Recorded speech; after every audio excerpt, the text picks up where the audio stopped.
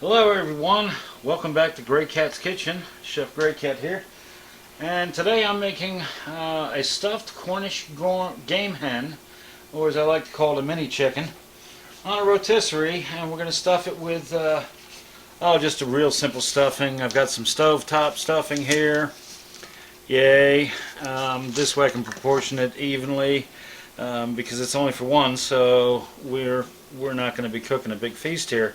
Just have to multiply from how many ever people you're going to be cooking for. I fried up about 2 patties of Jimmy Dean sausage, just regular sausage, added some pepper to it and some minced onion, and then the stuffing mix, and I'll put that on the stove and heat that up, and once that's finished I'll come back and we'll stuff our Cornish Game Hen. I've already given it a quick rinse and patted it dry and gotten the ice out of the center cavity because I didn't let it defrost long enough. But anyway, so today we're going to do it on our Pit Boss. We're going to put it on the rotisserie, and I'll be back in a few minutes after the stuffing's done, and we'll stuff this bird, baby bird. Bye-bye. Okay, so I made our stuffing. Again, I followed the package directions on StoveTop Everyday Stuffing. I made about half a cup to 3/4 of a cup with a couple of patties of sausage. I used, instead of water, per their directions, I used a 1/4 cup of chicken stock. I've started to truss our chicken, or our Cornish Game Hen. As you can see, it's stuffed. I tried to get one more in there and this thing yelled out at me, "Stop, I'm full!" So anyway, we're going to truss it up now, and then I'll show you how we inject some flavor underneath that skin. Now, to truss a chicken like this, I'm going to clip these off with my kitchen scissors. But I basically tied a regular knot holding the wings in tight. And then what you do is you create a slip knot basically about the length of where you want to make your next truss cut or turn. Okay, and I want to be right about here. So now I'm going to take my wonderful hemp rope and my trusty chicken. There we go, got it around you. And then through the slip knot that you made, you just basically pull back, and we'll again take up the slack.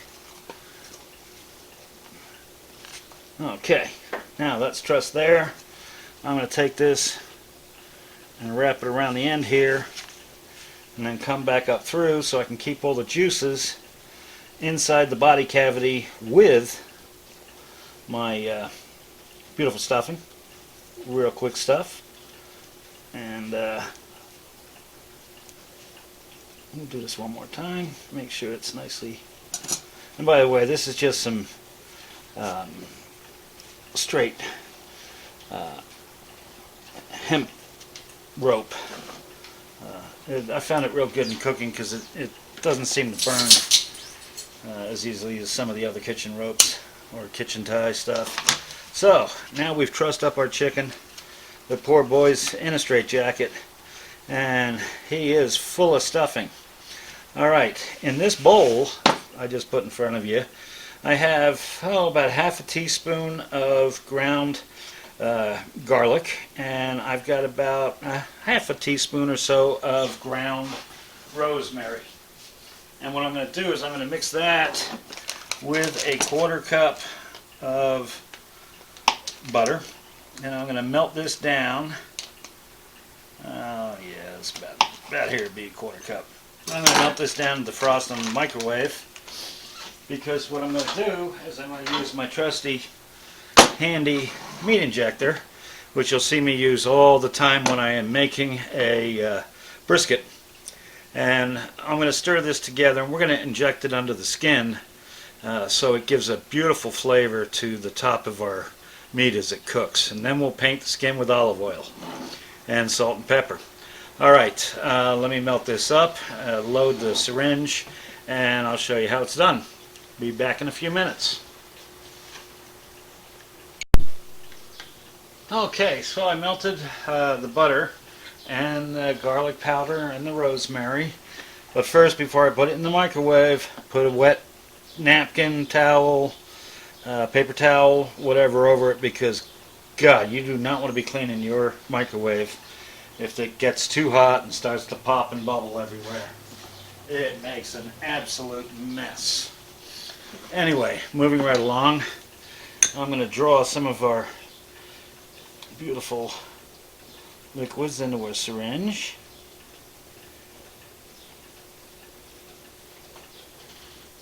And it's big enough that the syringe needle is big enough that it can pick up the tiny bits of rosemary that I didn't quite get with my spice grinder, which is basically my coffee grinder with a different... Okay, now with my very sharp small kitchen knife, I make a slit in the skin, and I'm going to slide. There we go. I'll slide this up as... Okay, I'm up to about here now, and I'm just going to go a little bit further, and I'm going to start injecting this. There we go. And you can see it starts to swell up a little bit. And we're poking that there. And now it's dripping out. Okay. Make another slit because I want to come in over here. And again, this is a very, very sharp knife. Be very careful with your knives once you sharpen them. They are surgical instruments after all. And nobody wants to go home with bloody fingers. Okay, you can see that swelling up. And I'm pushing it down around the little legs. A little bit more. Okay. I'll get the bird from this side. And again, I'll come in from the front.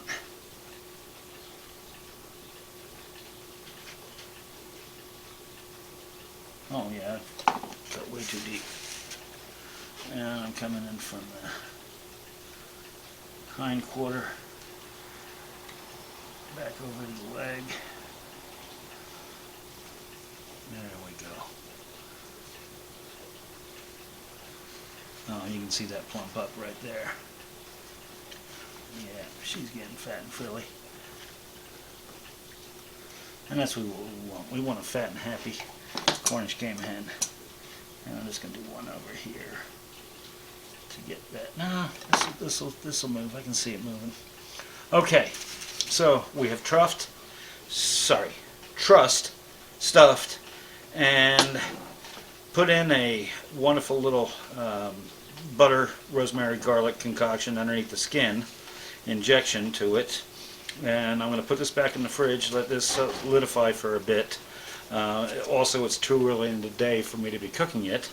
So when I come back in an hour or two, I may want to put the children away because we're going to insert that really nasty looking rotisserie into this thing, and I don't want to scare little kids. So anyway, that's it for now. Chef Mike here, Chef Grey Cat's Kitchen, and we'll be back in a couple of hours and get her going. Okay, thank you. Okay everyone, Chef Grey Cat is back. Our Cornish game hen, or super small chicken, is ready to be impaled. Now, for those with children 17 and under, here's a parental warning. You may want to advise to move out of the room because this is an act of violence. Hate to say it. Okay, here we go. I've already preset my rotisserie because I know my grill.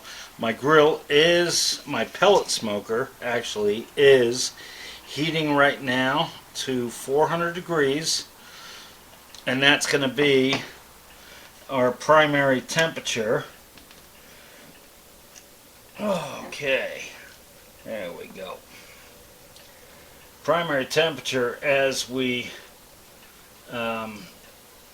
smoke and cook this beautiful little hen. Okay. Now I got her in there, she's been trussed. Okay, slide on the next one.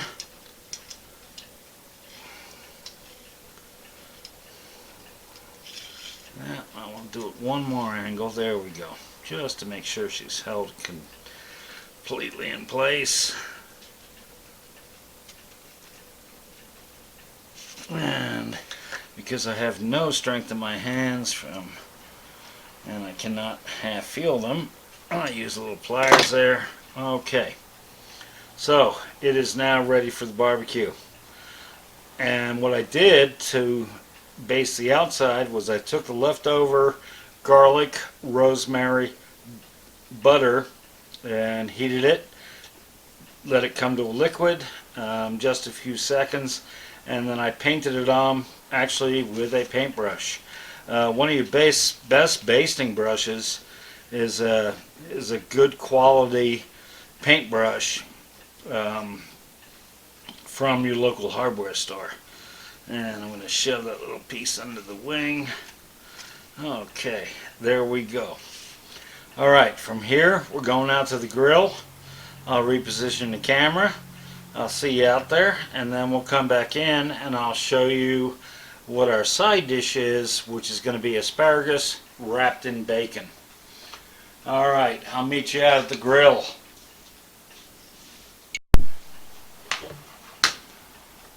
Okay, I'm back with one quick thing. If you're going to do my modification for the rotisserie, which I will post in the next day or two for your Laredo, and you preheat it, you need absolutely to have heat-proof gloves for putting the rotisserie arm in, and for doing anything checking temperature. Don't burn your hands.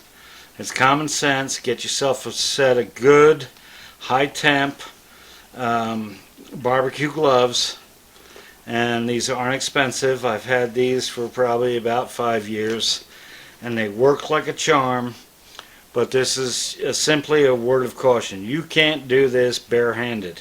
You can't do it with these cheap Walmart gloves. These are, excuse me, Home Depot gloves. You need to use these just to do cleaning and this and that to keep your hands clean and free. But for putting anything on the grill when the grill is at temp, high temperature gloves. Okay, enough said. I'm going to move the tripod out until onto the area of the Pit or Laredo, and I'll be right with you. Okay, so our mini chicken, actually our Cornish Game Hen, has been on the rotisserie for about 8 minutes at 400 degrees. As you notice, I've put a pan below it to catch the juices coming out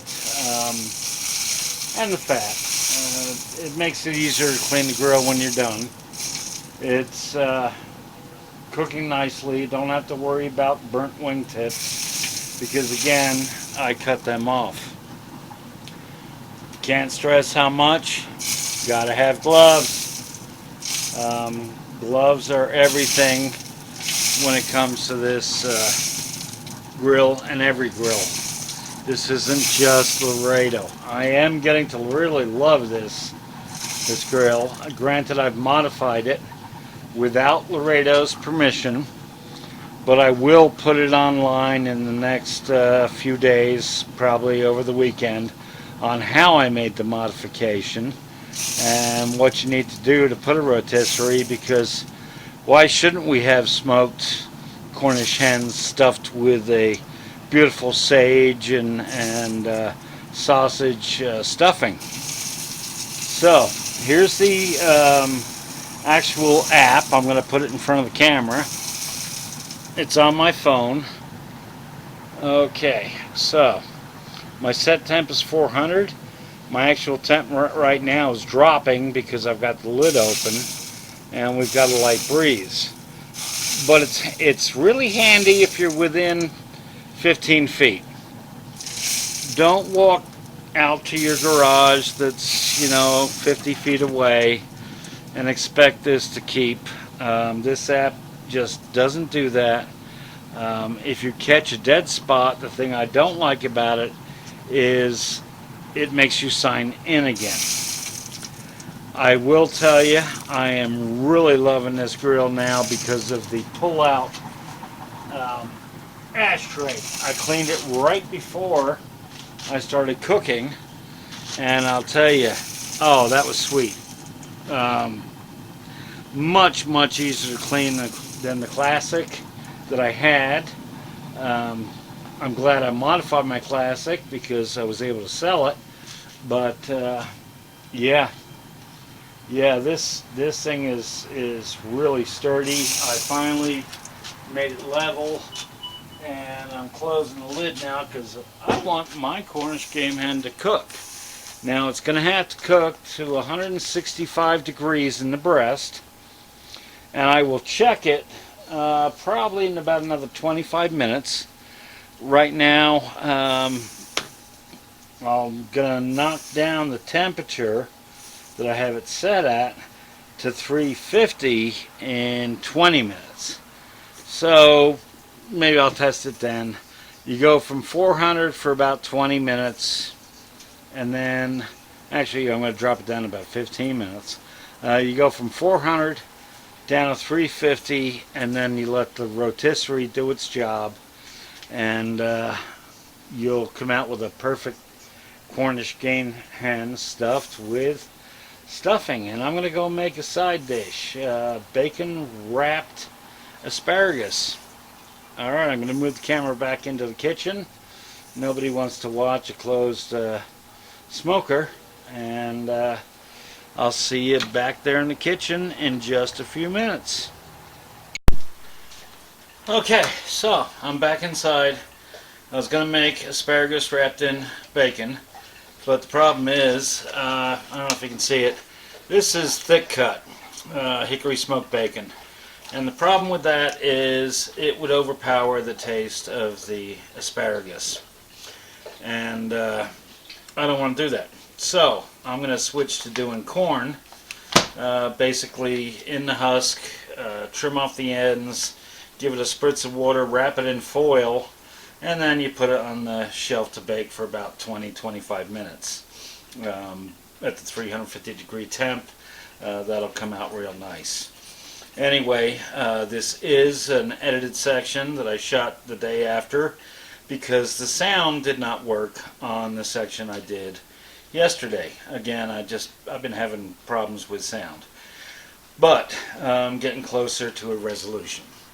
Now, the thing I wanted to do, and I wanted to show you before I put the asparagus back in the fridge, is notice the thickness. Okay, this asparagus is about the thickness of a pencil, a number 2 pencil, and that's about the thickest you want your asparagus to be. If you see it in the store and it's a 1/2 inch stalk per sprout of asparagus, don't buy it. Asparagus is very fibrous, and the thicker it gets, the less flavor it has, and the more chewing you're going to do because of the amount of fibrous tissue in it. It runs vertically, and I will tell you this, never put asparagus cut-offs or waste in your garbage disposal. It's the same goes for celery. Never in your garbage disposal. You'll be paying a service tech to come out and fix your garbage disposal if you do that, because this can tear up the insides of a garbage disposal. And okay, so that's it for now. I've wrapped my corn in foil, spritzed it with water, tightly wrapped it, and it's on the grill. Okay, that's it for this section, and I'll insert it where it needs to be because of the no sound from yesterday, and we will continue on. Alright, see you in a minute or two. Okay, so our Cornish game hen is done, stuffed with our sausage, sage stuffing.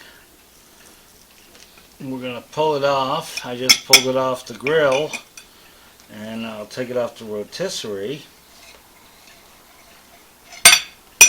Okay. And then what I'm going to do is I'm going to take some foil and I'm going to tent this for about 10-15 minutes to let all the juices absorb and cool down to a cutting temp. What I will end up doing is we'll take our kitchen shears and we're going to cut it in half, because this bird is about 1.3 pounds, and with the stuffing it makes it up to about 1.10 ounces, or 1 pound 10 ounces, and that's enough to feed 2 people with the side. The corn is still on the grill. I'm letting that cook down, and I'll bring that in a minute. But I just wanted to show you, it's a good looking bird. Yes, it is, even if it's a mini chicken. And again, gloves. In 15 minutes or so after I tent it, which I'm going to do right now, I'll bring in the corn, dehusk that, cut this in half, and show you a completed meal. Alright, now remember, everything's better with butter, and that was our base for injection with rosemary and garlic. Okay, see you in a few. I can't give you the total cook time. Probably took about 40-45 minutes. I just used the meat probe thermometer to make sure that our breast of this bird was about 164 to 165, and when it reached that temp, I pulled it off. I shut down the grill, and it's doing its own cool down. And anyway, I'll bring in the corn and show you the rest of it in a little bit. Bye bye. Okay, so I pulled the corn off of the Laredo, off the top shelf where it had been cooking while the unit cooled down. I am using a glove that I purchased from Home Depot in a 10-pack, a 12-pack, because this is not that hot on the outside layer of the foil. I've already taken my corn boat and nicely layered it with butter, and now I'll just use this glove because it is kind of hot. I've got a corn holder here. Okay, 1, 2, get rid of all the silk, at least 90% of it.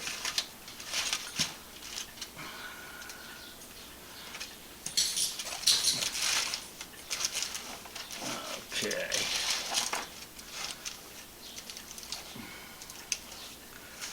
Alright. I'm going to strip my corn down, and if you were camping, you would use this as a handle with a glove and just baste it in butter and use it as one whole hand. Basically corn in hand. But since I'm not, and I'm going to drop it into my boat, I take my husk, my silk, everything else, I twist it. Wow, that's hot. And I take my chef's knife, which is nice and sharp, and just cut through it. Okay, there goes the rest of the silk, and I will drop it into my corn bowl. rotate it around. That will melt the butter. And I can clean up everything within the foil. Okay, so that's my steamed corn 101 in the husk. Not rocket scientist. Anybody can do it, and I'm sure you all have done it and probably saying, "Ah, you idiot, we all knew that." But in case you didn't, we'll just show you. And it can't hurt because we mean no malice. And again, everything's better with butter. Alright, be back in a minute. I'm going to cut that little Cornish Game Hen or my mini chicken in half because that'll serve too. Okay, it hasn't been but a minute. My corn is in its little corn cradle, and I put plenty of butter on it. I'll salt it and eat that. And now for our Cornish Game Hen, I'm going to take my beautiful shears and I cut right down the breast and the backbone. There we go. And now I'm going to flip it over.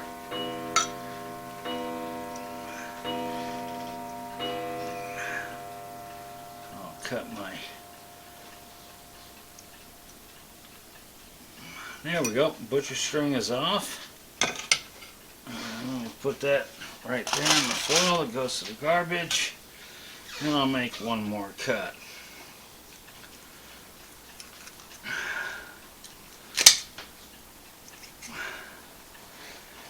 And there you have it. This will feed one person, and this will feed one person. Perfectly done Cornish Game Hen. And I'm going to take a fork and a knife and give it a taste.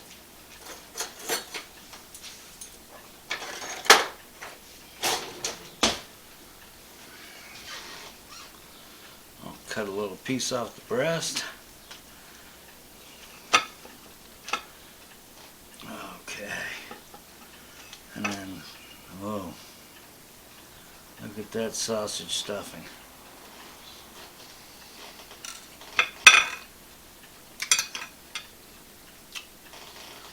Oh my, that is good. That is good. It is tender. It is tasty. And as you can see, pretty darn easy to make. My love to you all. I'll post a recipe along with this video tomorrow. And I hope everybody has a good night because I'm going to chow down. Love to you all. This is Chef Grey Cat. Talk to you later. Bye.